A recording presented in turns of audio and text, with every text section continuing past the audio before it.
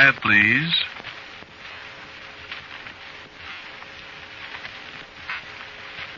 Quiet, please.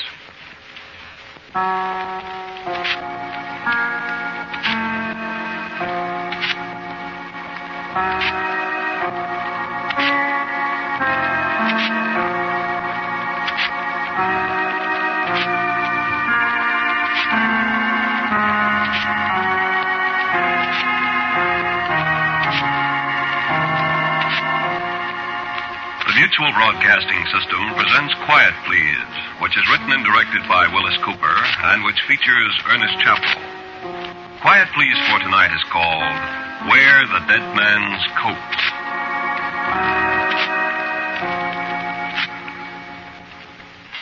Let me see.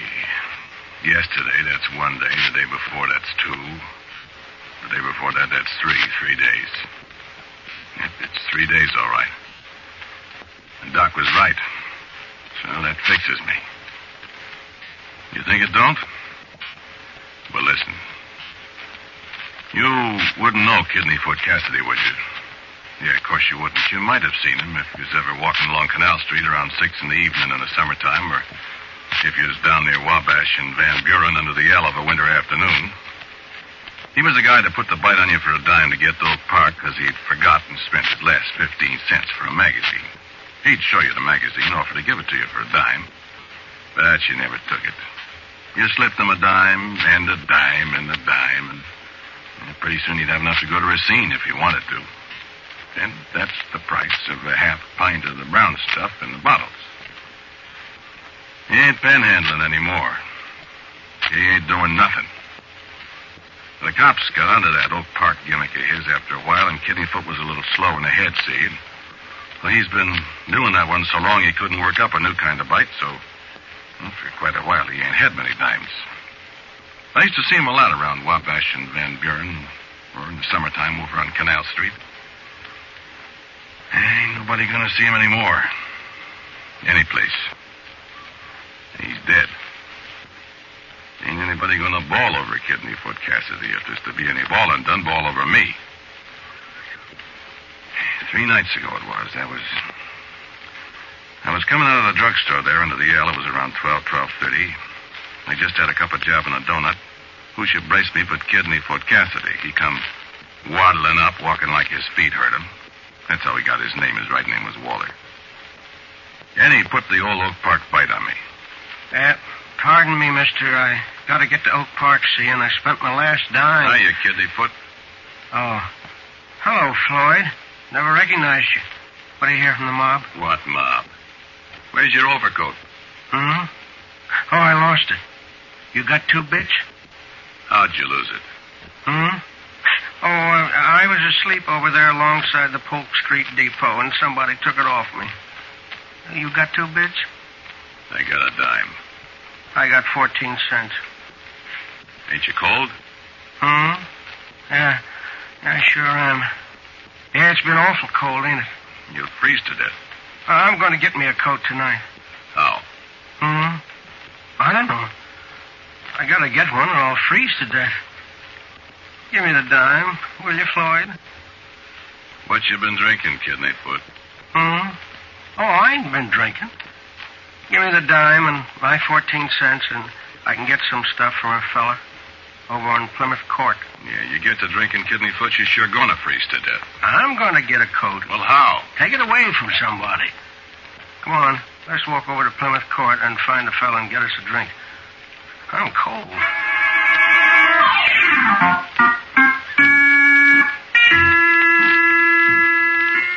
There was a time when I first come to Chicago. That's been many a year ago, and I was broke and had no place to stay. I was walking along Canal Street one night, and Kidneyfoot Cassidy was the only guy in Chicago who took pity on me and bought me a cup of coffee and left me sleep in his room over on West Madison Street, see? So we've had quite a winter in Chicago this year, and I got a place to stay. I got a room on North LaSalle Street, at least while the dough lasts. And I ain't seen Kidneyfoot for a long time, and he's a lot older. The poor guy is starving. What am I going to do? And all I got to say is I wish I hadn't. I got more than a dime I tell him about, and I offered to buy him a cup of java and a hot dog over on South State in the shooting galleries where the dogs are bigger, even if they are staler. The kidney foot, he don't go for eating. Drinking is his racket, and it hasn't killed him. He ain't dead. Yet. So I walk over to Plymouth Court with him. That's a little kind of alley off Van Buren between State and Dearborn. It's all full of printing houses. It's dark there at night, especially this time of night. You could hear his teeth chatter for 2 blocks. Now, this 3 nights ago, see? I say to Kidneyfoot, why don't he come home with me? But he ain't interested. All he can think of is a bottle. And, I guess, Coke. So, we get the bottle from a little guy in a big overcoat like a Mackinaw with a sheepskin collar that come out from between a couple of buildings in the dark. And after Kidneyfoot takes a great big slug out of the bottle, he gets the coat. Kidneyfoot was sore because the bottle busted when he clouted the guy, but when he took the coat off him, there was 2 more bottles in the guy's suit coat. Me? I never done a thing. But I couldn't. I didn't have a chance. 1 minute, Kidneyfoot is slugging down rot gut. The next minute, the guy is laying on the cobblestones, and the old man's taking his coat. He put it on. He run his hands in the pockets. He wiggled down inside the sheepskin collar, and he laughed.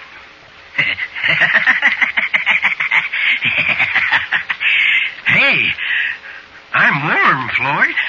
I'm standing there with my face hanging out a foot. Warm, I think. Warm. Boy, you're hotter than a pistol. You know, that's the thing. This little guy, you never think he never heard a flea, and he takes this fella like that. I don't need to ask, is he dead? I'm so surprised I can't move. I just popped my eyes. Oh, Kidneyfoot, he giggles again. How you like it, Floyd, huh? And I just say, gig, gig, gig. Then Kidneyfoot, he takes another drink of the stuff, and he grabs me by the arm.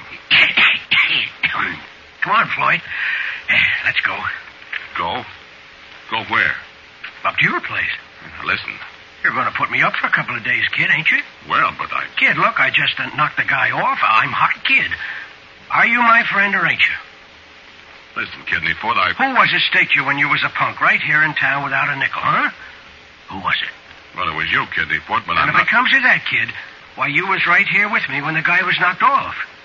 You know, them cops is awful good persuaders. Ah, looky here. I might get all mixed up, see, and put the finger on you. Not meaning to, you see, but, see? Well, I never done a thing. You know I never. Yeah, but how long you think them tough guys down at the Bureau will believe that, Floyd? Come on. Leave us go home.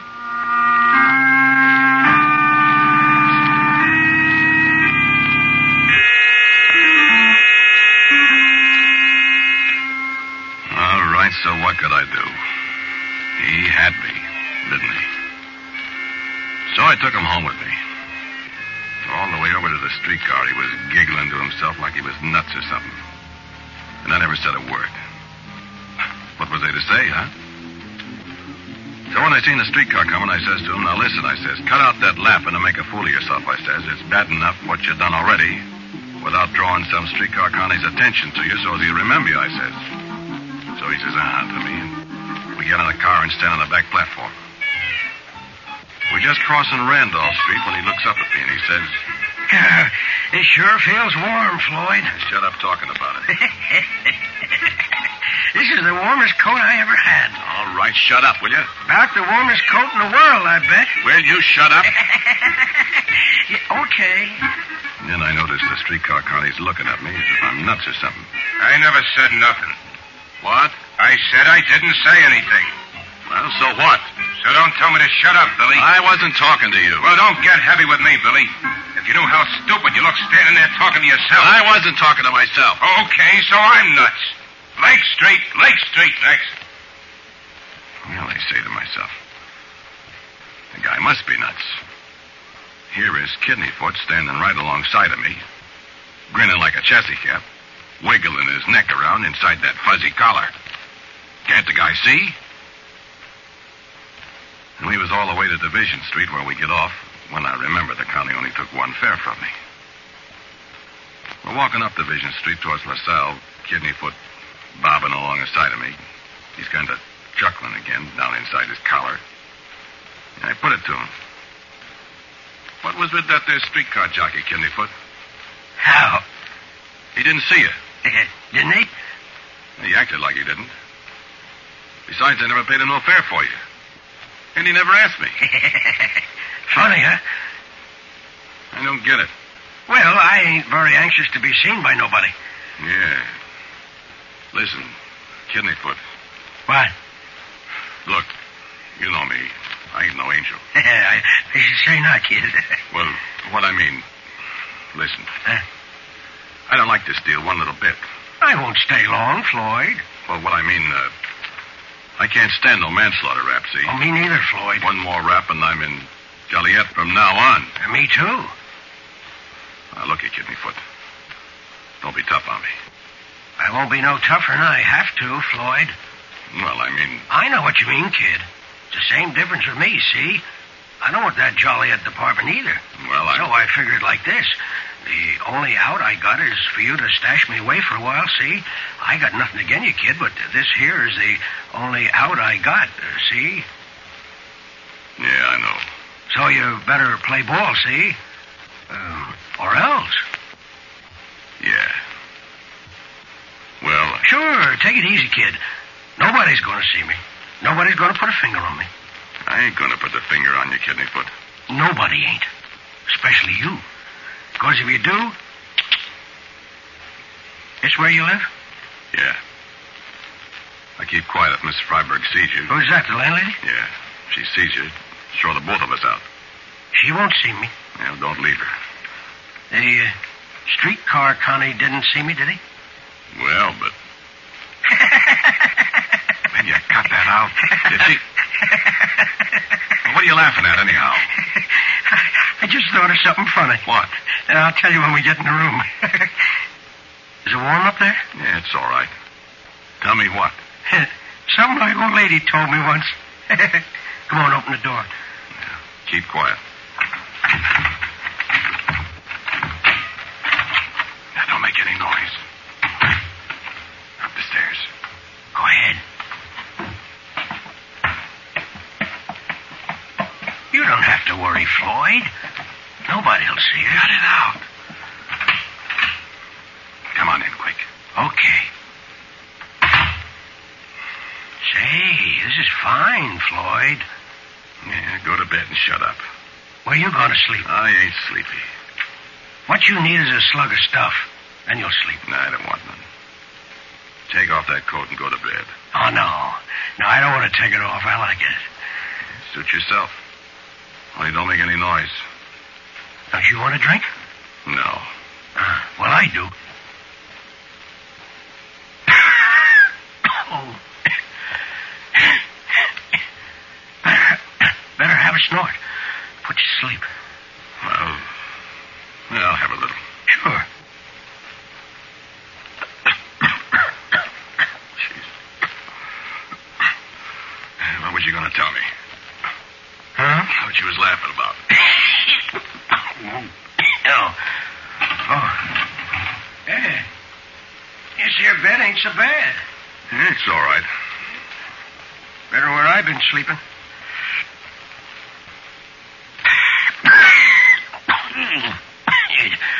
It's warmer, too.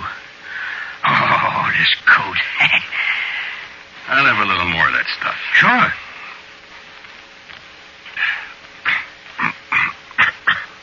Fine stuff, huh? Yeah. What was you laughing at? Oh. Nix, be quiet. Oh, I have to laugh. You know, my old lady told me once when I was a kid. Keep it down. Yeah, there was an old saying. There was an old saying. Let me see now. Wear the dead man's coat, none will take note. See? What's so funny about that? Well, I got on the dead guy's coat. Nobody takes note. Ah, you're drunk. Oh, no, I'm not. Give me another slug. Yeah, sure.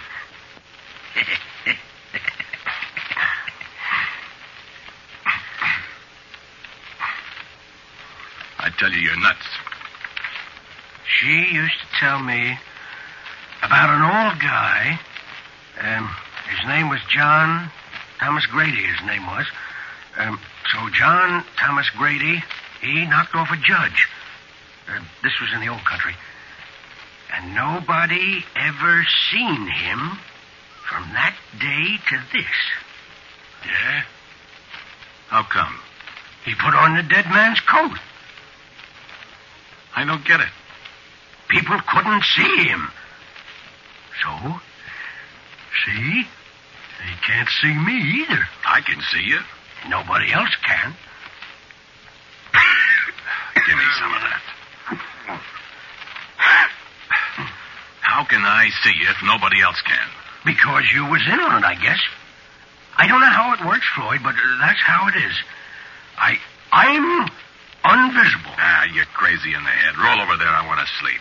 I thought you said you wasn't sleeping. All of a sudden, I am. One more nightcap. Split it with you. Yes, sir? Invisible. Unsensible. There was more to the saying. Only I forget. Well, shut up. Okay. Where dead man's coat and...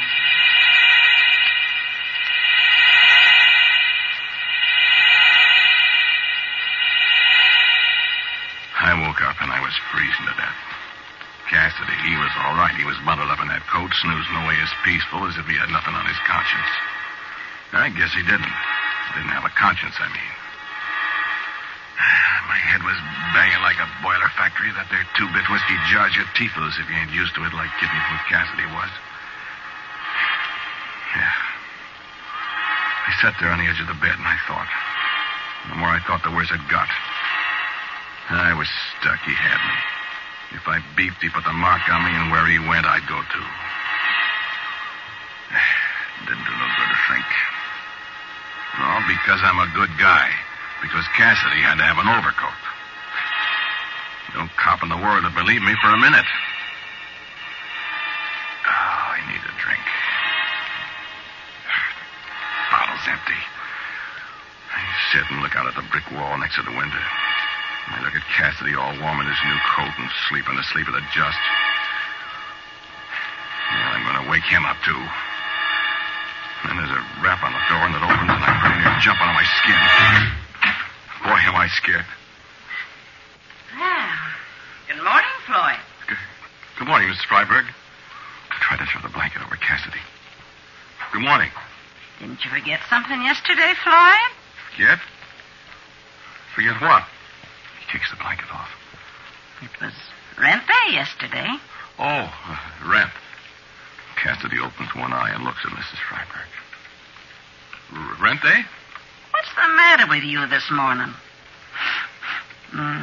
Got a hangover. Yeah, I guess I have.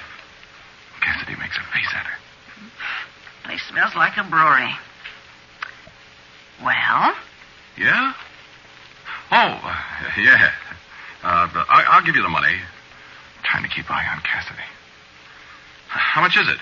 You sure have got a hangover, ain't you? It's $4, just the same as it always was. Okay, $4. Cassidy's climbing out of bed. $4. Listen, Floyd, I got my cleaning to do. I can't take up the whole morning talking to you. All right. I reach in my pocket, I take out the $4, and I hand it to her. Cassidy has come out of bed, and he's standing right there in front of Mrs. Freiberg, all squidged up in his coat. He's making faces at her. She don't notice a thing. What are you looking so funny about? Hangover, I guess. Cassidy's bopping up and down in front of her, grinning like an ape, and she don't pay no mind. You want a receipt? Receipt? No, I guess not, Miss Freiberg.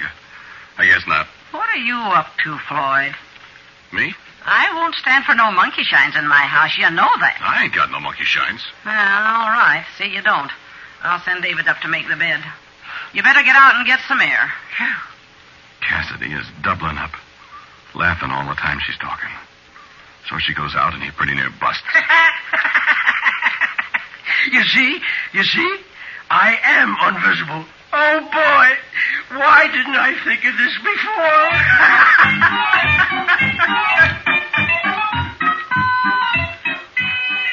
Well, what you gonna think? He was right there. He done everything but pinch the old lady, and she never seen him. Did you ever hear that before, getting invisible wearing the coat of a guy you killed? Yeah, I never did either. But, boy, it's no kidding. Sure. Him and me went out right past the houseboy David. He speaks to me. Don't give Kidneyfoot a tumble. We walk down the street, and Kidneyfoot deliberately walks right into a guy, and the guy begs my pardon. The guy at Thompson's thought I was cuckoo when I ordered 2 breakfasts. He sure thought we was only me. Kidneyfoot slips his mid into the cash drawer, lifts a couple of $10 bills. He snatches a handful of nickels and dimes from a newsstand. It's just like everybody but me was blind to him. And then we're back at the house and we read the newspapers he pinched. There's the item about the fella that got killed. Mystery. And the old chills begin to crawl up my spine when it says the cops have got a clue. Yeah, maybe they have, maybe they haven't, but there was 2 of us there. There's only one of us that anybody can see. It's me. All the time, Cassidy's sitting there wrapped up in that coat, that dead man's coat. I say to him finally, Cassidy, will you take that coat off? Floyd, I can't take it off. Why not? I tried it. It won't come off. Ah, stop it. Unbutton it and take it off. Floyd, I tell you, I can't take it off. Are you kidding? I'm not kidding. The buttons won't unbutton. I gotta keep on wearing it. Hey, let me try. Gosh, I can't get it unfastened. I know you can't, Floyd. I remember the rest of the saying. What saying? About the dead man's coat. It's something about how you're dead when you take it off.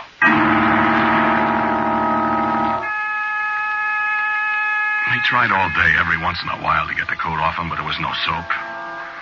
You could get a button unfastened, and when you tried the next one, the first one, the button all over again. Cassidy got scareder and scareder. So did I, for that matter. Twice during the day, old Lady Freiberg come running up to see what all the commotion was about. It was Cassidy crying. I always managed to shut him up before she got in the room. Of course, she couldn't see him. By nighttime, I was pretty near nuts. I got him another bottle, and finally he went to sleep, all wrapped up in his coat. Or the guy's coat. Oh, sir, I didn't sleep on that bed with him. I slept in the chair, what sleeping I'd done. He woke up in the morning, hollering. I shut him up. I talked to him about how swell it was to be invisible. About how he could get in places, jewelry stores, banks, rich people's houses over on Lakeshore Drive. All the time he kept sitting there, wiggling in that coat. He'd be trying to take it off, and then he'd all of a sudden think about having to be dead to get it off, and he'd stop. So I keep on talking about how nice it is to be invisible, and he's fidgeting and not listening much. After a while, an idea came to me. It would be nice to be invisible. And it would be nicer to be invisible and not have Kidneyfoot Cassidy around. I guess my talking to him had to run down. What's the matter with you, Floyd? Me? Nothing, Kidneyfoot. You're looking at me awful funny. Am I? Oh, give me a drink. So I give him a drink. I went out and I bought 2 more bottles. 5th. Money was going to be plentiful pretty soon, see? He passed out. I sat there in the dark and thought. Long towards morning, I made up my mind I'd get rid of this guy that was hanging around my neck. And I'd be invisible, too. Man, think about that yourself sometime. The things a guy could do if you can't see him. So it was 7 o'clock in the morning when I went over to the bureau and got out my Georgia boxing glove. You know what a Georgia boxing glove is? Switchblade knife. Blade about an inch longer than the palm of your hand is wide. Kidneyfoot was snoring kind of quiet. And I went over to bed. I give him the Georgia boxing glove for a present. The coat come off easy. I put it on, buttoned it up. And I went out for a walk. I wanted to try it out, see? It was a success. I walked all over the loop. I rode streetcars for free. I took a guy's pocketbook right out of his hand. Pretty near noon when I decided to come back to my room and pick up what odds and ends I needed. Oh, nobody see me go in. I went right up to the room. Did I get a surprise? Cassidy was still laying there. He hadn't bled at all. But old Lady Freiberg was there, too, having a cat fit. There was 2 guys with her. One I spotted for a dick right away. You couldn't miss. The other guy was bending over Cassidy. He was a doctor. I seen his grip. Old Lady Freiberg was talking. I came up to change the bedclothes, and there he was. I don't know how he got in here. So Cassidy wasn't invisible anymore. But I was. And then the doctor turns around. How long has this man been here? I don't know. He wasn't here yesterday. That's funny. Funny? How's it funny? Well, it's funny because this man's been dead for 3 days. 3 days? 3 days? Well, I just killed him this morning. No, ma'am, I'm sure. He's been dead for 3 days at least. 3 days? It was 3 days ago. He put on a dead man's coat. He's been... And I got the coat on now. And... I can't get it off.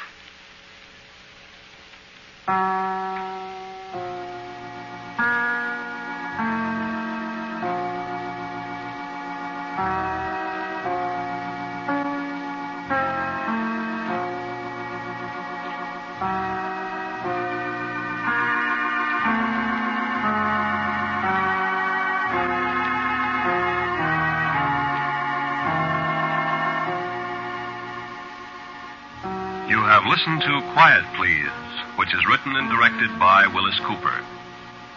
The man who spoke to you was Ernest Chappell. And Ed Latimer was our Cassidy.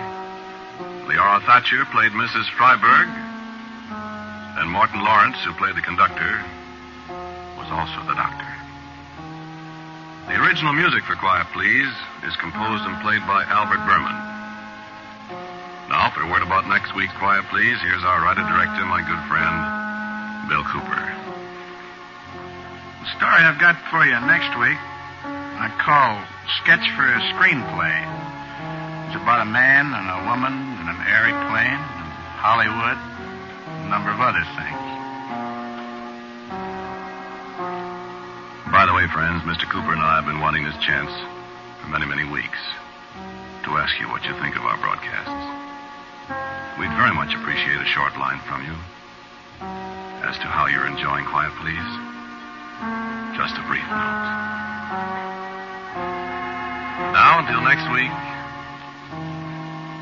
I am quietly yours, Ernest Chappell.